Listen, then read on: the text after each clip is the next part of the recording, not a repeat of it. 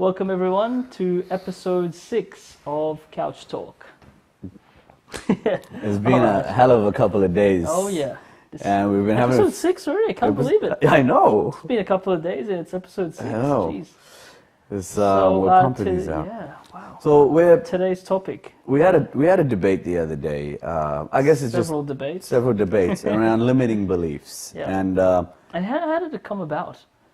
Something happened. How did it come about? I think that's right. So John, he is the guy that edits these videos, and he made a comment the other day, and he said that he was only getting 4 hours sleep. Yeah. And so naturally, I responded like, "Damn, man, that's not healthy, you know." There's scientists and research papers that say that you need more than 4 hours of sleep, and then you chimed in and said, "Hold on, I'm going to challenge that." Yeah. And what was that? So I challenged it because I thought it was a limiting belief. Right. Now, because I think as human beings, we have a need to challenge the status quo. Not all of us. Some of us like to challenge more than others. But I think we all have a desire to push a little bit past our comfort zones. Ever since we were small kids, since you were able to crawl, you then learn how to walk, and when you crawl a little bit out of your parents' watchful gaze. Yeah, and when you learn how to walk, you go a little bit further in the shopping center, and you always want to test those boundaries. That's it. And then when you get your first bicycle, then you also want to go in the park. Jump, yeah. Exactly. And it carries on all the way up to adulthood, right? There's people that make really amazing sports cars that go ridiculous amounts of speeds. You don't really need to go 10 seconds in a quarter mile, but yet there are cars that exist, and not only exist, but people actually lust after them. And why do people like Christopher Columbus want to go across the oceans, and that's it. Neil Armstrong and Buzz Aldrin, and we want to keep pushing to see how far we can go. But human potential. Not only, and so we're looking at it from a technological perspective, but from a human perspective. That's why we have the modern Olympic Games. Yes. That's why we have competitions. Yeah. And so we're constantly breaking world records. Yeah, that's right. Just like the, was it the 4-minute mile or something like that? Yeah, so I guess that's a big one, when I challenged the notion of sleep, yes. Some people say you need 10 hours of sleep. I mean, if you had a machine that needed, 50% of its lifespan needed to be maintained, you probably wouldn't use that machine. No, it's not a very efficient machine. Yeah, and we're talking about humans here, where we have this amazing body which can do so much, and I think that we just have a certain operating system that if we change the operating system and upgrade the operating system, the body actually is able to just kind of move on to a different level. Yeah. So as in, you've got your quad-core Pentium processor, but if it's running Windows 95 or running DOS in the year 2016, it's running too slow and it's not using its potential. It's not using its potential. As we know, we've barely tapped into the human potential. Yeah, that's true. That's true. They say that we're only using a certain percentage, less than 50% of our, like it's a very low number of our brains. Less than that, Less than that, even less than that. I don't even think we've got the optimal operating system up here. I think we're not even touching close to that.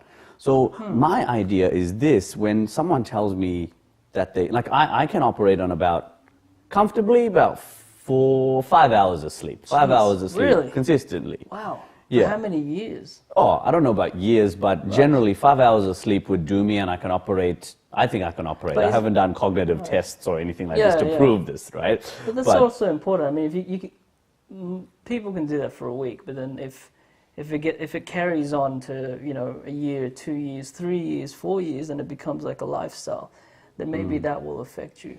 Yeah, maybe. Yeah. How long have you been trying the 5 hours a night, sort of? I wouldn't say it's actively documented here, but I think the way I was getting to was like when you think you're going to get sick because you haven't had enough sleep, or you think I said, are you sick yet? No. Have you had any things in performance? No, not really, but I think that I should just get more sleep. And then you go, well, are you just going with the limitation that you think exists, or have you actually tested that limitation? Right. No, he did say that there was, he was getting micro sleeps, if I'm right, yeah.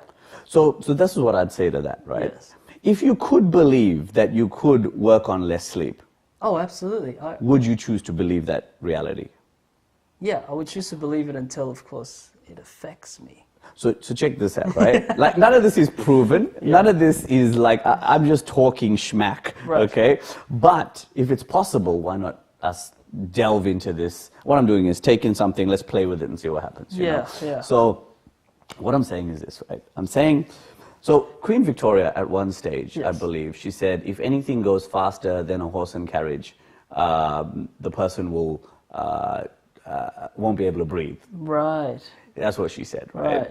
So basically, you don't need anything faster than a horse and carriage. That's right. Wow. Now, I get you. I totally get you. If we believed her and we followed her ways, we wouldn't have cars. Yeah. I see. So that's a good point. So, but now, can a horse travel? But you cannot have the same level of thinking that you had. That they cannot have the same. We as humans can't have the same level of thinking that we had when a horse was. You can't go, I'm just going to get a faster horse. Yeah. You have to invent another level of thinking. Yeah. So when I say sleep, operate on less sleep, you don't literally mean. No, you may have to change your diet. Yeah. You may have to change your ideas of stress or alignment. Yeah, I see. So that your passion. You're actually fed by your passion. So maybe maybe it is more effort and you do need more sleep if you're not pursuing your passion. Yeah, it's like the that method of sleeping that has been proven scientifically called the Dymaxion sleep or something. We'll get onto that in a moment. But more so, when you're doing something that you're passionate about, you actually don't feel that there's an effort about it. Yeah, I know there's times when I've gone 12 hours. I know I was at a Tony Robbins event, and we were standing for maybe 6 hours of the day. Wow. Without a toilet break, without food. Because he was just so pumped. So pumped, so excited, so into it, so plugged in. Yeah, it's like he forgot everything. I remember that feeling, like when I first got on, you know, being a kid from the 90s, growing up on the advent of the internet and kind of just starting out. When I first got into it, I couldn't sleep either. Yeah, you know, you're so like passionate. Everything when you have a why that is so strong, your desire, your very being pulls you forward. Right. And so you forget to sleep, you forget to eat. Yeah. You ever fall in love and you're talking to this girl on the phone or something, and you're like, man, it's been 2 hours and it feels like a moment. Yeah. You know. And I feel like those things are kind of bursts, kind of temporary bursts of you know, of outcomes. It's not something that should be a prolonged state of being. Otherwise, it could be could. You know, could. but now we're going into the could realm rather than the shouldn't realm. Should. Right. So already we've moved from shouldn't. Maybe I did a detrimental to my health to maybe it could. Yeah. And if you can live like that for just a brief moment in time, couldn't you try and find a way to make it sustainable? Yeah. That the way you put it makes so much sense. Puede. Okay. So this guy's a sales guy, you can tell. Look, I am selling an idea. I'm selling possibility. I'm selling possibility. It's like, sign me up, man. You can sell ice to an Eskimo. But what I'm saying is we need to believe in possibility. Like, I mean, Will's Wisdom.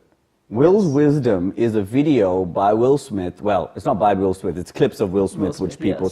Google it. We may even put a link in the video description here. Yeah. Will's Wisdom. Will Smith actually goes, it's unrealistic to think that we can fold a piece of metal and fly people across oceans in that sheet of metal. Like metal does not, it's heavier than air. It does not make sense that it would fly. But we do it.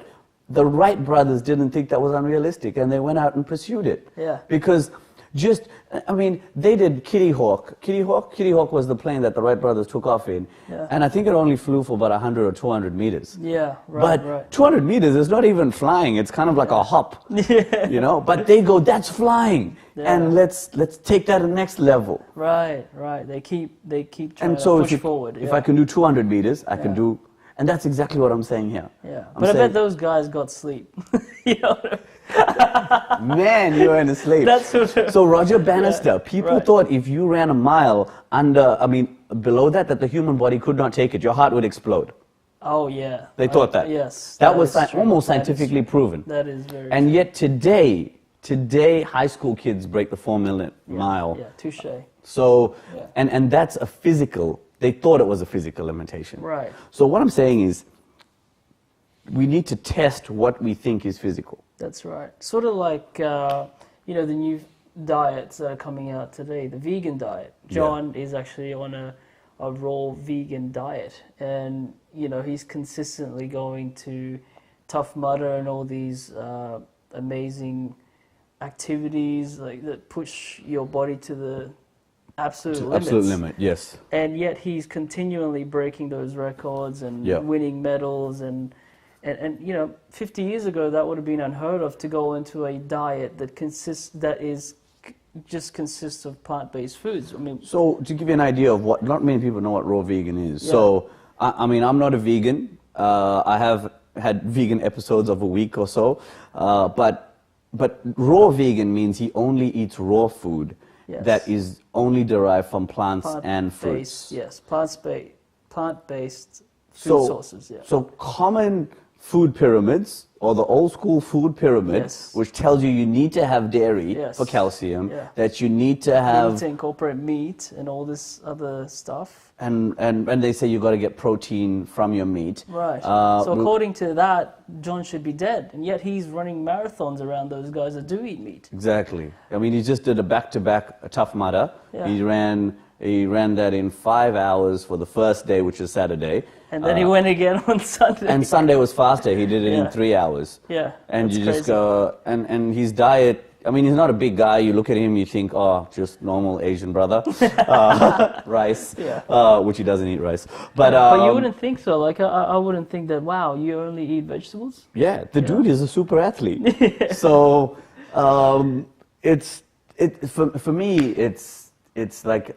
That's the same sort of idea. That's the same sort of argument or challenge that you were imposing to him with sleep. Yes. Yeah. And so there's a guy called Bucky Fuller. So going back to that, so anyway, besides all this, I guess I was challenging the guys, and they were like, look, there's so many studies which say this. And I agree, there are studies, just like the studies of Roger Bannister before the 4-minute mile. Yeah.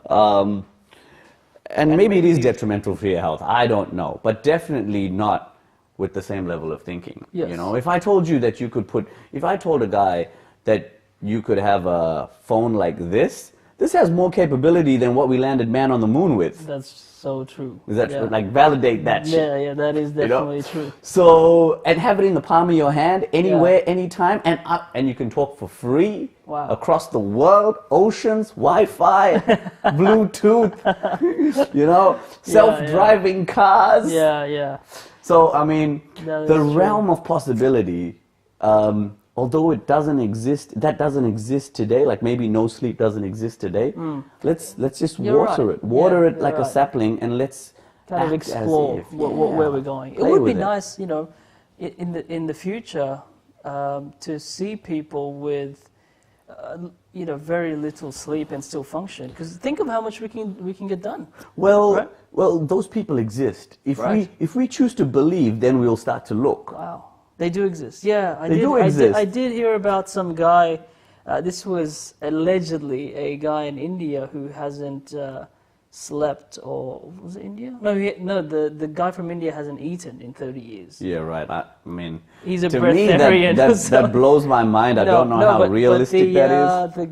There's a guy in Vietnam who managed to, in his spare time, when he would usually be sleeping, he managed to build a man-made lake for his wife. What? A man-made lake. Yeah, right. During the time when he would normally be asleep. Because they say that normally we would I don't know if that's a constructive use of your time if you couldn't sleep. Well, he's a farmer. I mean, you know, there's really nothing else he could do. But statistically they say that we spend about 24 years of our entire life sleeping. Yeah, right.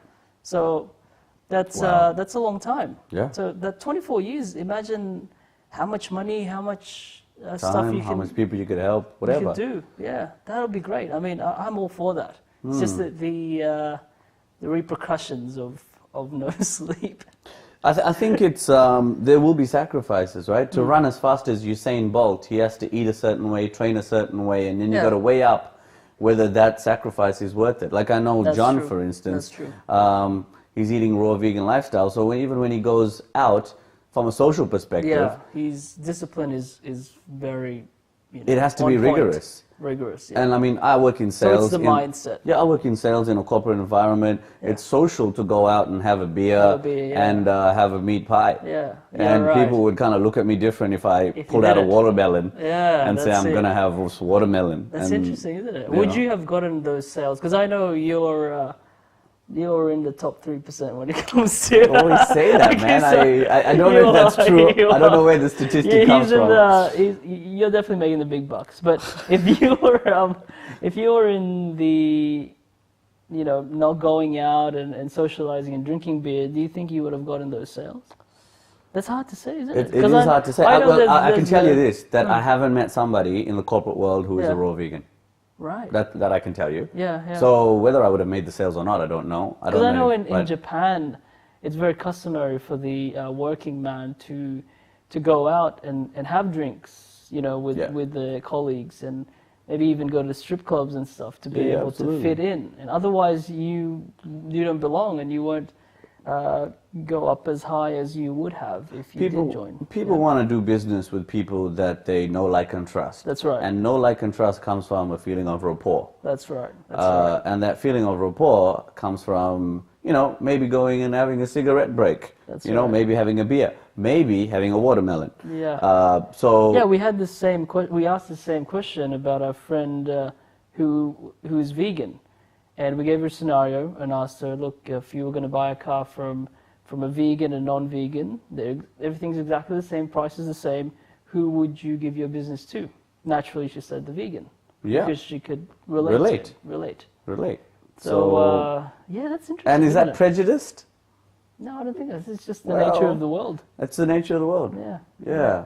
It is a little bit prejudiced, but I think it's the nature of the world. I think we all naturally have biases. Yeah. We all naturally have selections, and I have my own. I like people that listen to Tupac. Yeah. I just do. I don't know what it is. I just do. All right. So what's the takeaway for this? The takeaway here is, I don't know. My takeaway, but I would like people to take this away is. Yeah. Don't just naturally go with someone who you believe is an authority. Yeah. You go scientists. Scientists are only scientists because they come up with theories. You know what a theory is? A theory is only true until it's proven wrong.